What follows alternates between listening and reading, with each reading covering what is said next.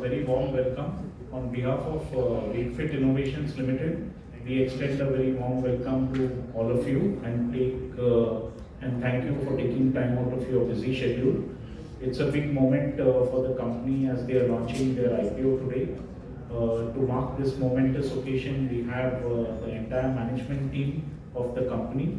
Let me start by introducing Ankit Garg, Chairperson, Chief Executive Officer and Executive Director of Wakefit Innovations Limited, Mr. Chaitanya Ramalinga Gowda, Executive Director, Navesh Gupta, Chief Financial Officer, and representing the book running lead managers, we have Shantanu Sinha, Executive Director, Access Capital Limited, Dhruv Bhagwat, Senior VP, IFL Capital Services Limited, and Kriti Goyal, VP ECM for Nomura Financial Advisory and Securities India Private Limited.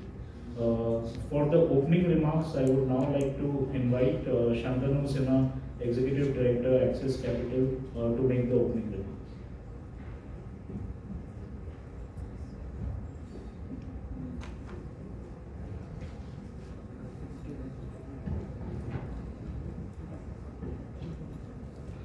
Good afternoon, everyone. On behalf of Access Capital and the team of BRLMs, it is both a privilege and a pleasure to welcome you here today on the eve of the initial public offering of Wakefit Innovations Limited. We are honored here to join today by the leadership team from Wakefit, Ankit, Chaitanya and Navesh, who are there on the podium. Now, Wakefit is the largest D2C home and furnishings company in India. In just over 9 years of operations, the company has become the fastest growing player in the home and furnishing market in India and achieved a total income of more than 1,000 crores. Company has also evolved, most importantly, from a sleep solutions player into a one-stop destination, offering home and furnishing solutions to meet customers' evolving needs.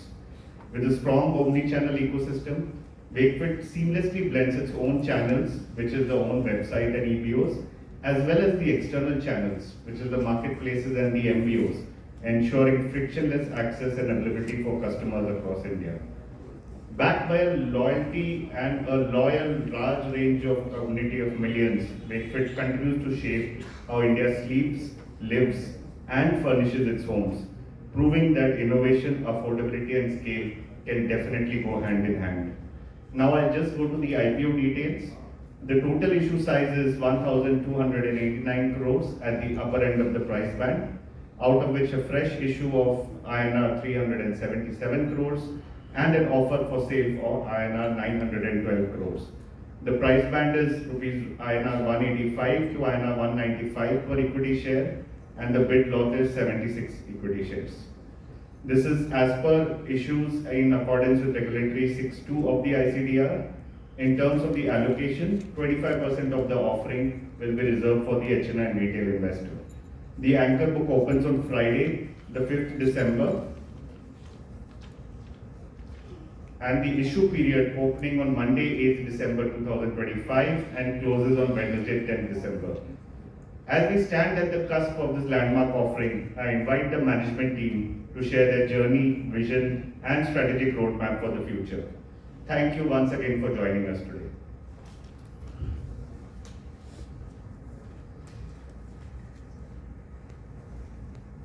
Thank you very much for coming in. I'm Ankit, one of the promoters. Chaitanya is also there. We're going to keep it brief. I'm going to take about 20 minutes explaining the journey of what we went through and the strategies that we are working on.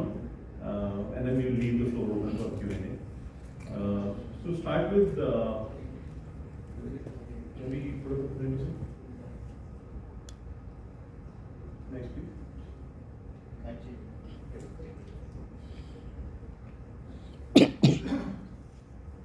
So I think myself, Ankit, Chaitanya, and we have Navesh as our CFO. We are the three presenters today. This is to give you a brief of the journey that the company had. We started in 2016 as a mattress company. We were the first company in India to start selling mattresses online. We were the first ones to also bring unique concepts to India, like we were the D2C company, so we offered very high value pricing, low cost pricing for a very high revenue also happen to, over the period of time, introduce a lot of categories other than mattresses like bed sheets, pillows, cushions, comforters. By the time 2019, we were top of the bed company, just not the mattress company. In 2019, we also started with furniture retail products. We set up a small factory in Jodhpur and started experimenting with how furniture would evolve. We saw great traction there. In 2022, we set up India's largest furniture manufacturing facility in Hosur. By the time 2025, we are a complete home solutions company, while we started as a mattress sleep solutions company. In this whole journey, we have also became omni-channel in year 2022. We started experimenting with 10 stores, started with Lucknow, and then some of the metro cities like Bangalore, Mumbai, Delhi, Chennai. We saw great traction there, a great reward from customers. So they appreciated this experiencing the product before they buy. And now we have scaled to a very large number of retail stores. As per the RSP, we were end of September, we were operating about 125 stores. So we become a complete home solutions company and a complete omni-channel company. We are available online, we are available offline, and we take care of a larger part of the home as a company. When we delivered all of this, we were very grateful that we received a lot of awards from a lot of reputed organizations. Like we have received consistently great awards from Flipkart during their Big Billion Days that we were the Flipsters. I have won ET 40, I've won 30 under 30 in Forbes. Chetan has also got BW Disruptor Award, Best D2C Brands by Forbes. So we got great coverages from great institutions, which further elevates the testament that the company has delivered to the customers. This slide talks about the size of the market. As per the Red Share reports, by 2030 the market is expected to become a 3 lakh crore size, which is quite big. We are not even 1% of the market. This slide basically demonstrates that we have just started this journey. While it is just 10 years since inception, but we have just not even scratched the size of the market. It's humongously big, one of the biggest amongst any markets. This slide is basically the core of what we believe that Wakefit has built. If you understand this, you will develop the appreciation for what we have demonstrated in the last 10 years and where the strategy lies. We believe that any industry can be broken into 6 large verticals. In our industry, we have broken them into 6 of them, which is product design, engineering, manufacturing, logistics, sales channel, and the brand.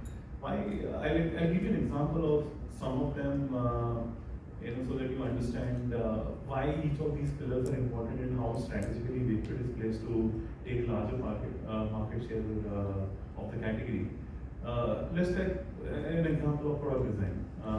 We believe that home as a vertical, furniture as a vertical, furnishing as a vertical, has a resemblance to a fashion industry, which means that every month, every year, every quarter, there are seasonal changes, the color changes, the shape changes. We have to adopt at the speed at which the market is growing. We have also seen that there are parallels in the industry where a design which becomes very popular in Europe in, let's say, 2020, becomes very popular in China in 2022. Then in 2023, it becomes popular in Vietnam, Malaysia and stuff. Then it comes to India in 2025. It takes about 5 years for a great design which has come up in the Western world to come to India.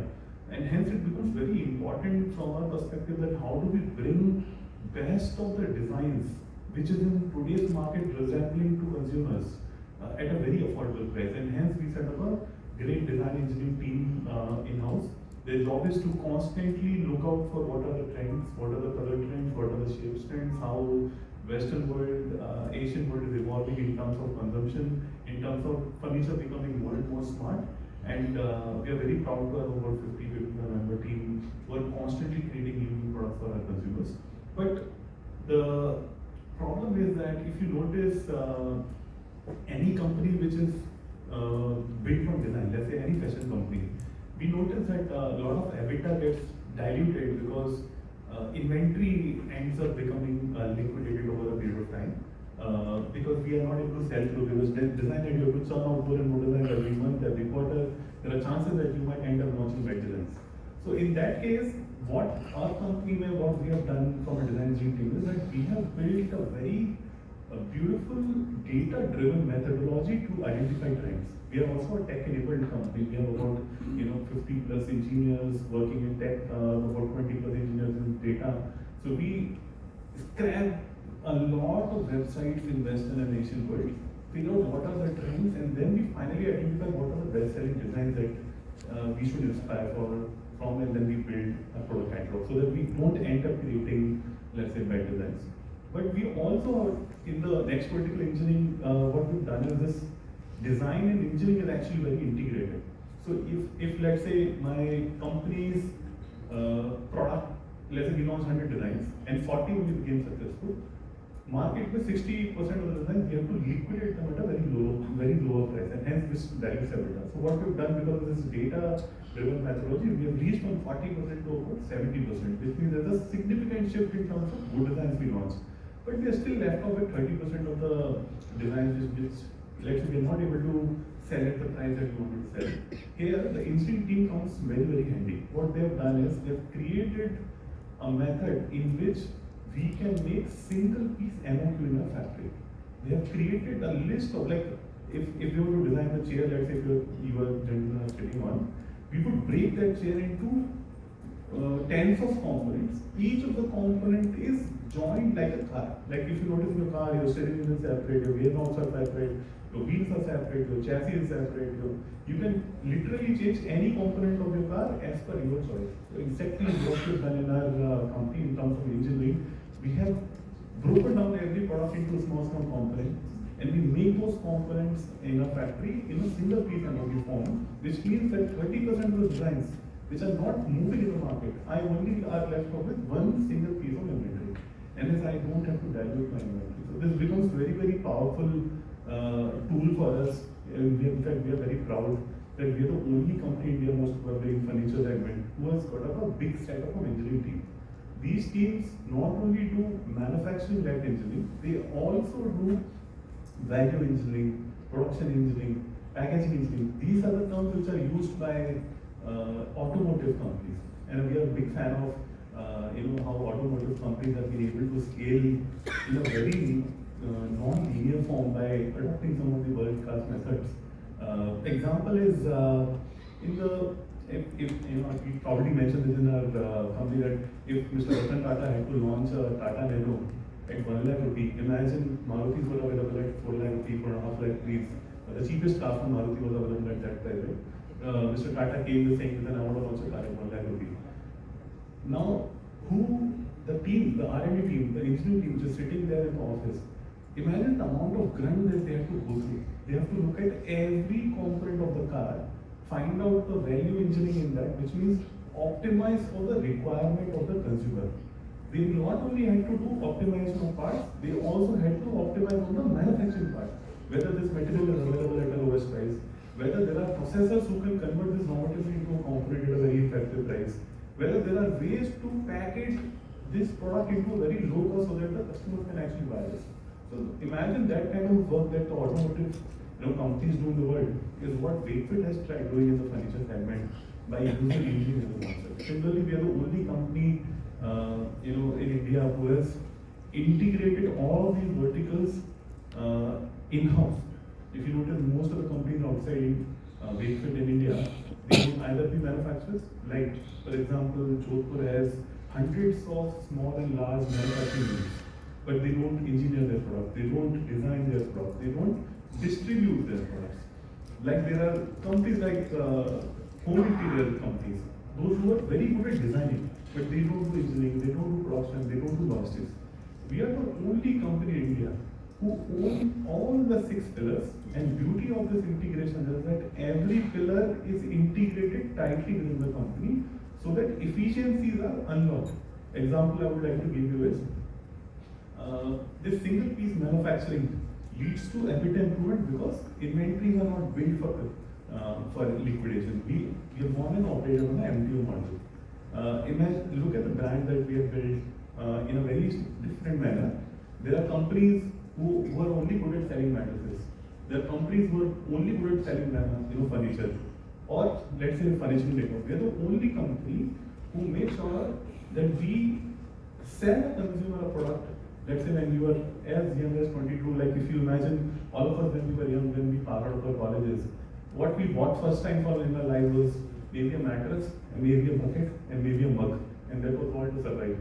And this is the first time when we acquire a customer. Now the consumer grows, in the next 3 years this person would have made decent salary, the person buys an office chair, they buy a study table, they buy some bed sheets, then eventually they get married at the age of 20, they buy a dressing table, a sofa, a dining, or things like that, and then they buy their the first home and when they're 32 years old, 25 years old. So then this couple who's just married, designs or decorates their home with beautiful products, aesthetically appealing products, high quality products. When you are 25 to 26 or maybe less than 40, you get your kids and you build your kids' room, then your parents walk in with you, you have to build another room for them. So we as a company, what we have achieved is that we don't only sell one product and wait for next 10 years for the consumer to come back again. Imagine a mattress company, a customer buys mattress once in 10 years or once in 15 years only. If we were only that, we would have never scaled and made profit enough. But what we have done is the same customer buys a mattress from us, buys an office chair 3 years later, 2 years later a study table, a couple of bed sheets and curtains in between, then a nice sofa when they're 30, and there are a very good looking dining table with chairs, armchairs and stuff when they're 32. They do the home interiors with us, kitchen, wardrobe, everything with us. So the lifetime value of the company has, from a customer standpoint, has drastically improved, and which has been only achieved by integrating all of these 6 pillars. So we are very proud to mention that we are not only backward integrated, we also command our own channels.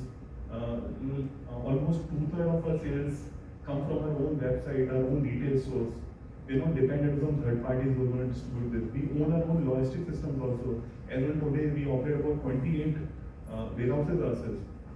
We directly and indirectly employ close to 5,500 people in our company. So all of this is a testament of why we've been working very hard in the last 10 years in building each of these verticals. Finally, it's come to a point where we've become a very sizable business with a very high amount of profitability that we're able to demonstrate to the market. Some of these are accolades to us. We are the largest D2C player in the home and furnishing segment in India. We are not only the largest, we are the fastest company to touch 1,000 crores just in the 9 years since inception. We are the only company in India in furniture and home furnishing segment who has a complete control over the supply chain. We have our own factory, we have our own retail stores, our own website, our own tech team. Everything is just built in-house. And we are also the largest top rated player. We have about 1 million reviews online across platforms, Google, Flipkart, Amazon, where customers have shown their trust and love towards the brand when they've used the product for us.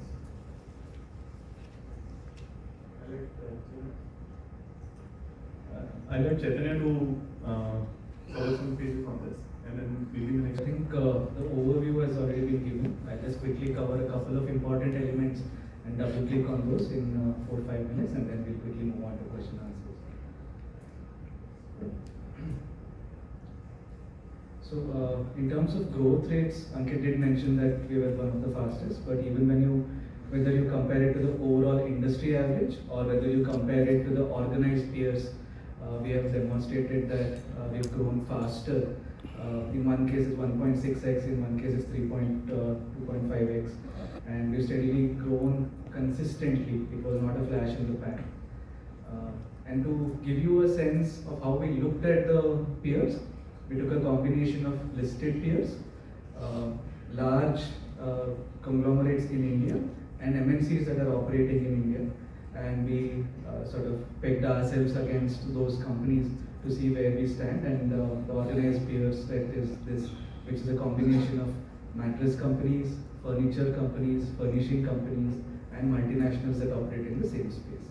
So the idea is to build a very sustainable, made in India, made for India brand, which has the customer of Indian customer at the heart of all decisions. What designs they like, what price they want to pay, what they're aspiring to build in the home, and what they want to make 1 rupee of their salary stretch and achieve is completely built for Indian consumers. In terms of the categories, Ankit did mention that each of the three is a sustainable business, but to give you a sense, mattress is about 60% of our overall revenue. It is the oldest, most mature, most profitable, steady business, which is growing still at a late double digit teen or early 20s kind of a percentage. Similarly, furniture, which barely started 3.5 years ago, and the large scale factory that we operate, that has already become close to about 30% of our revenue. Given a smaller base, given a massive TAM above it, it is growing at a much faster clip than mattresses. Furnishing, which is a small ticket size from 500 rupees to 3000 rupee item, it's a great value add to each cart. So if somebody was buying just a mattress, they will now buy a protector.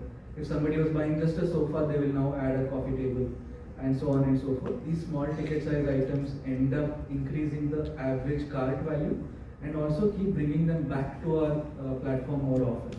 For example, you will change a pillow every year. You will change bedsheet design every Diwali. So you have products which are going to come back to Wakefit every 3 months, 6 months, 12 months in the furnishing category, and also increases the overall cart size. What you see on the right side is what Ankit alluded to, which is the flywheel. If we had been only a mattress factory, a mattress company, or only a furniture company, or only a furnishings company, each of them has their own problems. If you are only mattress company, customers come back to you very rarely.